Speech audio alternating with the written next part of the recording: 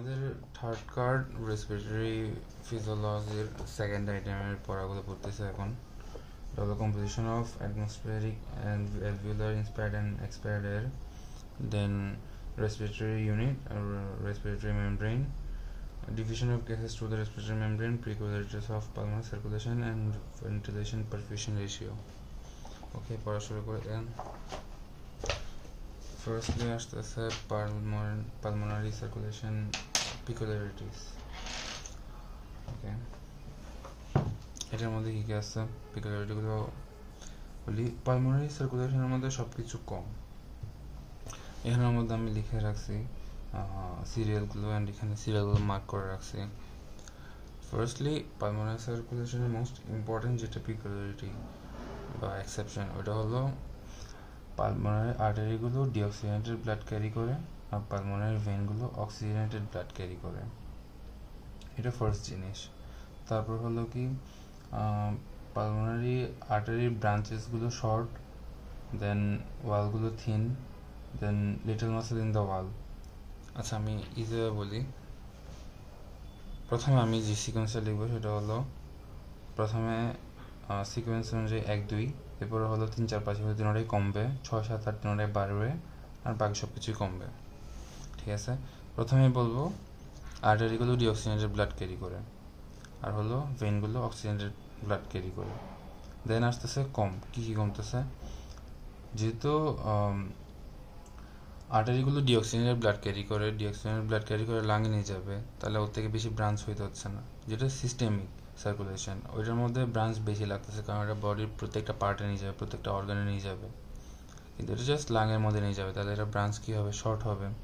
তারপর কি, এটার ভেসেলগুলো হলো থিন ওয়াল। এখন যদি ওয়াল থিন হয় তাহলে তার মধ্যে মাসেল কমাবে, লিটল মাসেল, এগুলো কম। এখন হলো বেশি, এটার ডায়ামিটার বেশি, আর্টারিগুলোর পালমোনারি আর্টারিগুলোর ডায়ামিটার বেশি। দেন হলো মাল্টিপল অ্যানাস্টোমোসিস হবে, আর large surface area for gas exchange. Pulmonary আর্টারিগুলো লাংয়ের মধ্যে গিয়ে গ্যাস এক্সচেঞ্জ করবে, তাহলে গ্যাস এক্সচেঞ্জের জন্য তার বারবার ভাগ হইতে হবে, তাহলে মাল্টিপল অ্যানাস্টোমোসিস থাকবে, আর সারফেস এরিয়াটা বেশি লাগবে যাতে গ্যাস এক্সচেঞ্জ করতে পারে। লার্জ সারফেস এরিয়া তিনটাই কি বেশি। দেন আসতেছে হলো এই যে large surface area gas exchange থেকে পাচ্ছি কি অক্সিজেন রিলেটেড কী আছে, হাইপোক্সিয়া যদি হয় তাহলে হবে ভ্যাসোকনস্ট্রিকশন, আর হাইপোক্সিয়া যদি সিস্টেমিক হয় তাহলে হবে হলো ভ্যাসোডাইলেশন। দেখো কনস্ট্রিকশন মানে ছোটো হওয়া, তারপর হলো পালমোনারি সার্কুলেশনটা ছোট, তাহলে ছোট প্লাস ছোট, আর সিস্টেমিক সার্কুলেশনটা হলো বড়, আর ডাইলেট করা মানেও বড়, তাইলে বড় প্লাস বড়, এভাবে করে মনে রাখা যায়। Hypoxia causes vasoconstriction in the pulmonary circulation but vasodilation in the systemic circulation. আচ্ছা, দেন ভ্যাসোকনস্ট্রিকশন সাথে সিভিএস এর কথা একটু মনে করো, কি রিলেটেড ছিল। ভ্যাসোকনস্ট্রিকশন, ভ্যাসোডাইলেশন এগুলোর সাথে রিলেটেড ছিল কি, ব্লাড প্রেশার। তাহলে পালমোনারি ব্লাড প্রেশার এটাও কম, মাছ লোয়ার, বলছিলাম না সব কিছুই কম এখানের মধ্যে। দেন আর কি ছিল, সিম্পেথেটিক প্যারাসিম্পেথেটিক ছিল, ওইটা কি লেস ইম্পর্টেন্ট। তারপর কি রেসিস্টেন্স ছিল, রেসিস্টেন্সটাও কি কম। ওকে, তাইলে এই যে 9 10 11 12 এতো এখানের মধ্যে হাইপোক্সিয়ারটা, দেন ব্লাড প্রেশার হাইপোক্সিয়ার সাথে রিলেটেড ব্লাড প্রেশারের সাথে রিলেটেড রেজিস্ট্যান্সের সাথে এই সাথে রিলেটেড কি সিম্পেথেটিক প্যারাসিম্পেথেটিক। এরপর আসতেছে ব্লাড রিলেটেড কী আছে, ব্লাড রিলেটেড হলো ব্লাড ভলিউম হলো কত, 1 লিটার, অনলি 1 লিটার, কম এটা। তাইলে ভ্যালোসিটি কত, 40 সেন্টিমিটার পার সেকেন্ড, এটা আমার রোল নাম্বারটা 40, এটা দিয়ে মনে রাখতে পারো, এটাও কম। তারপর হলো সার্কুলেশন টাইম কত, সিভিএসে কার্ডিয়াক সাইকেল টাইমটা কত ছিল, 0.75, এখানেও সেম টাইম, সার্কুলেশন টাইম হলো 0.75 সেকেন্ড।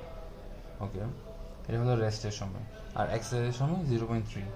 আর ফাংশন কি, অবভিয়াসলি এটা হলো ফাংশন হলো গ্যাস এক্সচেঞ্জ করলে কি হবে, নিউট্রিশন আর অক্সিজেন সাপ্লাই দিবে, এটা হলো মেইন ফাংশন। দেন আসতেছে ফ্যাক্টর রেগুলেটিং পালমোনারি সার্কুলেশন, যদিও এটা কোয়েশন আগে আসে না, এমনি পরে রাখতে পারো কি পালমোনারি সার্কুলেশনের মধ্যে যে প্রেশার, দেন হলো left atrial pressure, cardiac output, resistance, alveolar pressure, then blood flow, hydrostatic pressure. Pressure related আছে কয়টা? এটা আছে, দেন হলো এটা, দেন অ্যালভিওলার প্রেশার আর হাইড্রোস্ট্যাটিক প্রেশার, চারটা আছে প্রেশার রিলেটেড। ওই চারটা ছাড়া তিনটা আছে blood related, reduce blood flow, then cardiac output, আর কি আছে ওই যে রেসিস্ট্যান্স, যেগুলো সিভিএস এর সাথে কিছু রিলেটেড। এই তিনটা সিভিএস এর সাথে কিছু রিলেটেড, আর চারটা হলো প্রেশার রিলেটেড, মনে রাখা যায় ইজিলি। এটা গেলে পরে আসতেছে হলো fluid exchange through the lung capillaries. এটা এখানের মধ্যে আছে পড়াটা, আমি এখান থেকে না লিখে এটা আমি সিভিএস এর সাথে কিছুটা মিল রেখে লিখছি। সিভিএস এর মধ্যে যে মাইক্রো সার্কুলেশন পড়ছিলাম ওইখানে ছিল capillary pressure, negative interstitial free fluid pressure and হলো interstitial fluid colloid osmotic pressure. এগুলো ছিল আর্টেরিয়াল এন্ডের মধ্যে ফিল্ট্রেশন প্রেশার। আর ভেনাস এন্ডের মধ্যে কি ছিল? নেট অ্যাবজর্পশন প্রেশার ছিল, ওটা ছিল plasma colloid osmotic pressure. Oh sorry, এটা আচ্ছা ভেনাস এন্ডেরটা উল্টা, ওটা না। আর্টেরিয়াল এন্ডের মধ্যে যা ছিল সেটা একটা হলো নেট ফিল্ট্রেশন প্রেশার, একটা ছিল নেট অ্যাবজর্পশন প্রেশার। তো ফিল্ট্রেশন প্রেশারের ক্ষেত্রে ক্যাপিলারি প্রেশার, দেন ইন্টারস্টিশিয়াল ফ্রি ফ্লুইড প্রেশার। আচ্ছা এটা দুটো গেল। দেন হলো কলয়েড অসমোটিক প্রেশার কি দুই টাইপের, একটা হলো ইন্টারস্টিশিয়াল ফ্লুইডের, একটা হলো প্লাজমার। এখন যেটা ইন্টারস্টিশিয়াল ফ্লুইডের এটা হলো ফিল্ট্রেশনের সাথে যাবে, মানে বের হওয়ার সময় যেটা, ওটা হলো কি আউটওয়ার্ড ফোর্স যেটা আছে ওইটা interstitial fluid colloid osmotic pressure. যেটা ইনওয়ার্ড ফোর্স ওইটা হলো কি প্লাজমা কলয়েড অসমোটিক প্রেশার। ওকে, এটা কত? এটা হলো 28 মিলিমিটার মার্কারি। এটা সিভিএস এর মধ্যে সেম ছিল, নো ডিফারেন্স। আচ্ছা এটা বলে, এটা হলো ক্যাপিলারি প্রেশার কত 7, আর এরপরটা কত 8। সিকোয়েন্সটা মনে থাকলে দেন আসতে কি 7 দেন 8, 7 and 2 করলে 14। আর absorption pressure, sorry plasma colloid osmotic pressure তো অলওয়েজ 28, প্লাজমার প্রেশার তো আর চেঞ্জ হবে না। ওকে, দেন 7 14 28, 2x করলে আর মাঝখানে এটা হলো 8, এভাবে মনে রাখা যাবে। শেষ এটা। এরপরের টপিক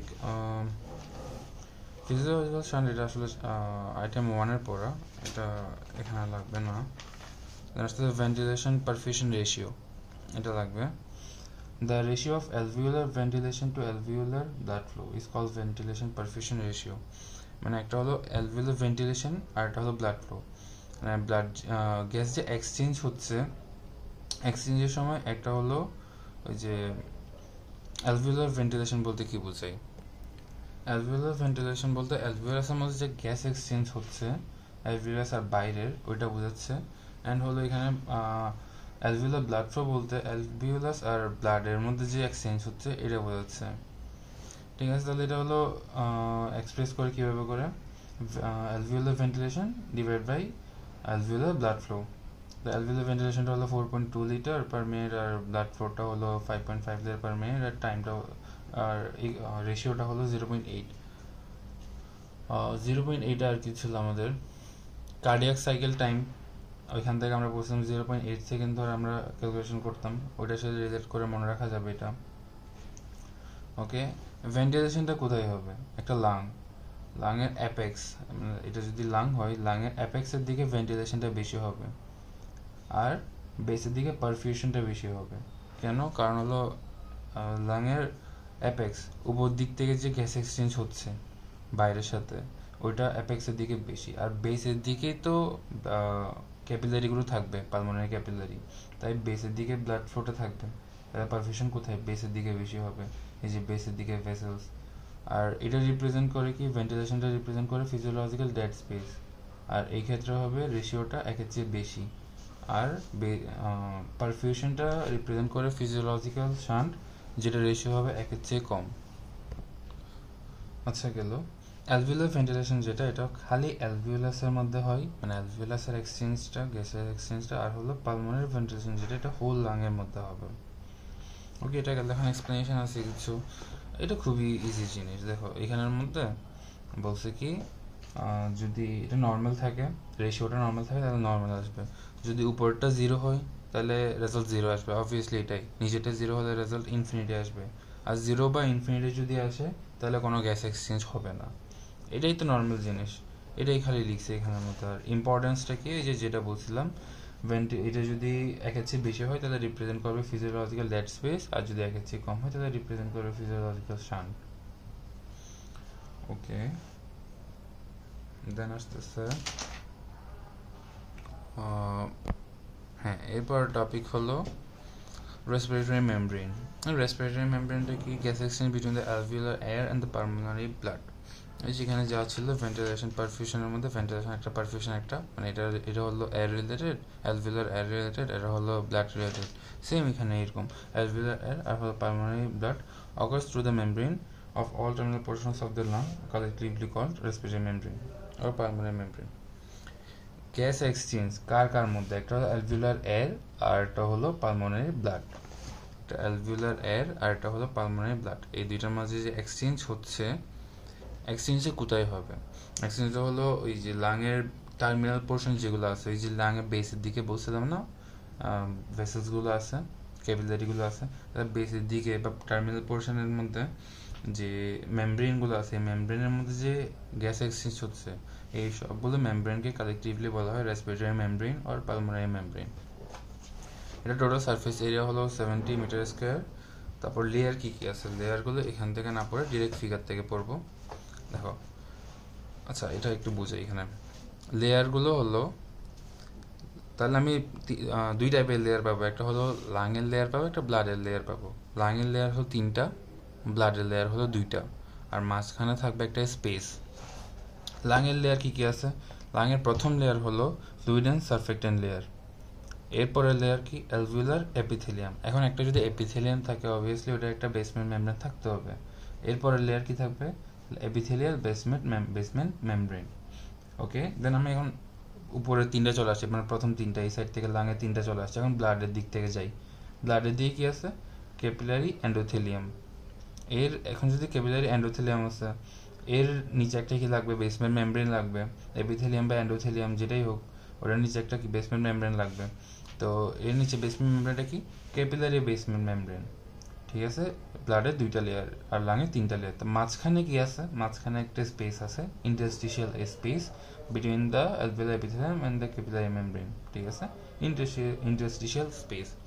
ওকে, তাহলে লেখার সময় কেমনে লিখবো? লেখার সময় হলো 6টা লেয়ারগুলো, প্রথমে লাঙের 3টা লেয়ার লিখলাম, মাঝখানে একটা স্পেস, দেন হলো কি ব্লাডের 2টা লেয়ার। ঠিক আছে, লাঙের প্রথম লেয়ারটা কি তাহলে? এই ফ্লুইড অ্যান্ড সারফেক্টেন্ট লেয়ার। এরপরে অ্যালভিওলার এপিথেলিয়াম থাকবে, ওটার একটা বেসমেন্ট মেমব্রেন থাকবে, মাঝখানে একটা ইন্টারস্টিশিয়াল স্পেস গেল। ব্লাডেরটা কি? ব্লাডের দিক থেকে যখন আসবে ওটা কি? Capillary endothelium. এর উপর তাহলে একটা অবভিয়াসলি বেসমেন্ট মেমব্রেন থাকবে। শেষ।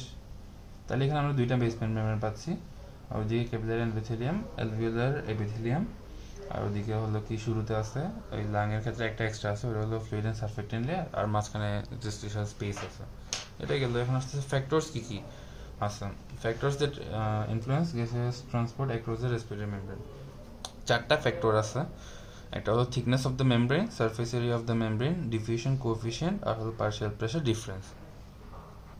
এখন দেখো, এই মেমব্রেনটার যদি, রেসপিরেটরি মেমব্রেনটার যদি থিকনেস এতটুকু, থিকনেস যদি এখন বেশি হয়, তাহলে গ্যাস এক্সচেঞ্জ করতে কষ্ট বেশি হবে না? তাহলে এটা কি ইনভার্সলি প্রপোর্শনাল। আর এরপর surface area of the membrane, যদি সারফেস এরিয়া বেশি হয়, এটা এতটুক না হয়, এটা যদি এতটুক হয়, তাহলে আমার তাড়াতাড়ি গ্যাস এক্সচেঞ্জ হবে, তাহলে এটা কি প্রপোর্শনাল। আর ডিফিউশন কোএফিসিয়েন্ট, এখন যদি ডিফিউশন করার ক্ষমতাটা যদি বেশি থাকে, তাহলে অবভিয়াসলি আমার কি গ্যাস ডিফিউশনটাও বেশি হবে, রেটটা বেশি হবে, এটাও কি প্রপোর্শনাল। তারপর আসতেছে হলো পার্শিয়াল প্রেশার ডিফারেন্স, যদি ডিফারেন্স গ্রেডিয়েন্ট থাকে, প্রেশার গ্রেডিয়েন্ট থাকে, গ্রেডিয়েন্ট যত বেশি হবে তত আর্লি ডিফিউশন হবে না, তাহলে এটাও কি? এটা হলো প্রপোর্শনাল। এখন আসতেছে ডিফিউজিং ক্যাপাসিটিটা কি? The volume of a gas that will diffuse through the respiratory membrane each minute for a partial pressure difference of 1 millimetre mercury is called diffusion. আচ্ছা ঠিক আছে, এটা বলতেছি আমি। ডিফিউশন ক্যাপাসিটি আর ক্যাপাসিটিটা একটা টাইপের ভলিউম। এটা কিসের ভলিউম? এটা হলো রেসপিরেটরি মেমব্রেনের মধ্যে দিয়ে ইচ মিনিট, প্রতি মিনিটে যতটুক ডিফিউজ হবে, গ্যাস ডিফিউজ হবে, এই ক্ষেত্রে পার্শিয়াল প্রেশার ডিফারেন্স থাকবে 1 মিলিমিটার মার্কারি। এটাই হলো কি ডিফিউজিং ক্যাপাসিটি। দেন আসতেছে এটা কত? রেস্টিং স্টেজে হলো অক্সিজেনের ক্ষেত্রে 21, কার্বন ডাইঅক্সাইড 400 to 450। আচ্ছা, এটা কত? এটা হলো কার্বন ডাইঅক্সাইডটা হলো অক্সিজেনের 20x, slightly more than the 20 times. Same এক্সারসাইজের ক্ষেত্রে কত, অক্সিজেনটা হলো 65 আর কার্বন ডাইঅক্সাইডটা কত 1200 থেকে 1300। আর এটার ইউনিটটা কত হবে, এটা হলো millilitre per minute per millimetre mercury. আর ফ্যাক্টর হলো সেম যেগুলো আমরা ডিফিউশনের ক্ষেত্রে রেসপিরেটরি মেমব্রেনে পড়ছিলাম, সেম 4টা ফ্যাক্টর। এটা গেল। দেন আসতেছে হলো এটা, এগুলো কোয়েশ্চেন করে না, যদি ভাইভাতে টিপিক্যাল কোয়েশ্চেন করে তখন করতে পারে। Values of pressure of oxygen আর প্রেশার অফ কার্বন ডাইঅক্সাইড। এটা তো আর্টেরিয়াল ব্লাডে হলো কার্বন ডাইঅক্সাইড এটা হলো 40, যেটা আমার রোল। তো ওটার সাথে 55 প্লাস করলে অক্সিজেনটা পাই যাব। অক্সিজেনটা অবভিয়াসলি একটু বেশি হবে আর্টেরিয়াল ব্লাডের মধ্যে, যেহেতু অক্সিজেন সাপ্লাই করে, প্লাস 55 কত 95 আসলো। ভেনাস ব্লাডের মধ্যে যেহেতু কার্বন ডাইঅক্সাইড ক্যারি করে, তাহলে কার্বন ডাইঅক্সাইডটা বেশি, অক্সিজেনটা হলো 40, কার্বন ডাইঅক্সাইডটা প্লাস 5, তাহলে 45 গেল। দেন আসতেছে এখন partial pressure. Partial pressure টা হলো it is the pressure that one component of a mixture of gas would exert if it alone occupied the whole volume occupied by the mixture. Suppose কোন একটা মিক্সচারের মধ্যে আমি কয়েকটা গ্যাসের একটা মিক্সচার বানাইছি, একটা কম্পোনেন্ট রাখছি আমি, সাপোজ কিছু একটা রাখছি। এখন ওখান থেকে যদি জাস্ট একটা কম্পোনেন্ট নিয়ে ওই জায়গার মধ্যে রাখা হয়, একটা কেন বোঝানো যায়, সাপোজ এখানের মধ্যে আমি কয়েকটা গ্যাসের একটা মিক্সচার রাখছি। এখন আমি যদি সবগুলো বের করে জাস্ট একটা কম্পোনেন্ট নিয়ে এখানের মধ্যে রাখি, এটা যে প্রেশারটা দিবে ওই প্রেশারটাই হলো কি পার্শিয়াল প্রেশার। এটা গেল। দেন আসতেছে composition of atmospheric air, alveolar air আর এক্সপায়ার্ড এয়ার। এটা ঠিক আছে, এটা লাগবে, তো এটা বলি। এটা আসতেছে নাইট্রোজেনটা আমরা মনে রাখবো না, কারণ নাইট্রোজেনের সংখ্যাগুলো বড় বড়, আমরা বাকিগুলো মনে রাখবো। বাকিগুলো থেকে 760 থেকে বাকিগুলো মাইনাস করলে নাইট্রোজেনটা চলে আসবে। অক্সিজেনটা কত 159। আচ্ছা সিকোয়েন্সটা বলি, অ্যাটমসফেরিক, দেন অ্যালভিওলার, দেন এক্সপায়ার্ড। প্রথমে অ্যাটমসফিয়ারের মধ্যে বাইরে যা আছে, দেন অ্যালভিওলার যেটা আমাদের লাংয়ের ভিতরে আছে, আর হলো এক্সপায়ার্ড, এরপর যেটা আমরা এক্সপায়ার করব বের করব। ঠিক আছে, অক্সিজেনটা কত 160, দেন হলো কার্বন ডাইঅক্সাইডের 0.3 আর ওয়াটারটা হলো 3.7। এই তিনটা প্লাস করে 760 থেকে মাইনাস দিলে নাইট্রোজেনটা চলে আসবে, যেটা হলো 597। আলটিমেটলি এই তিনটা জিনিস মুখস্থ করতেই হবে, কারণ এটা মুখস্থ না করার কোনো অপশন নেই। এই তিনটা মুখস্থ করলে কিন্তু ইজিলি নাইট্রোজেনটা বের করা যায়। ঠিক আছে, দেন সেম এটাও অ্যালভিওলারটা কত 100, অক্সিজেনের ক্ষেত্রে 104, কার্বন ডাইঅক্সাইডের ক্ষেত্রে 40, আর হলো ওয়াটারের ক্ষেত্রে 47। আর নাইট্রোজেনটা তো মাইনাস করে আমরা বের করতে পারবো 569। এক্সপায়ার্ড এয়ারটা কত সেম 120, 27, 47। ওয়াটারটা অ্যালভিওলার আর এক্সপায়ার্ড এয়ার দুইটার ক্ষেত্রেই সেম হবে 47। এটা থেকে মাইনাস করলে 760 থেকে 566 আসবে। তাহলে এখানের মধ্যে